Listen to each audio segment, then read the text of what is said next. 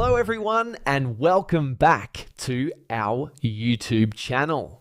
In this video, I'm going to show you how to fix Roblox app service not available. First, we'll start with something very simple yet powerful. So over the time, apps store temporary files to load faster, but sometimes those files get corrupted and the app starts acting weird.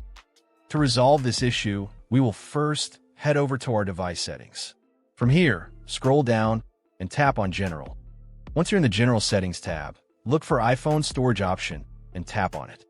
Over here, you can either search for the app or you can scroll down and look for it. Then tap on the app. On the next screen, you need to tap on the Offload app option. A confirmation pop-up will come up. Now tap on the Offload app option here. It'll take a bit for processing, and then a reinstall button will show up. Simply tap on it to reinstall the app. This should resolve the issue, but if it doesn't, then you need to check if the app is running an older version. Head over to App Store. From here, double tap on this search icon in the bottom right corner, and then search for the app.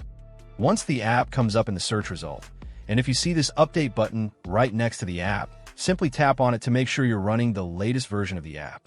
However, if you continue to encounter this issue, then you will need to completely reinstall the app, which usually resolves the problem. Head over to this screen the way we did before. And over here, tap on the Delete App option here to uninstall the app from your device. A confirmation pop-up will come up. Now tap on the Delete option here. Once uninstalled, open up App Store and search for the app in the search bar. After the app comes up in the search result, simply click on this cloud icon to install it back onto your device. Hopefully, this resolves the issue. If it does, consider sending a super thanks to support our channel. And also don't forget to hit the subscribe button. We'll see you in the next video.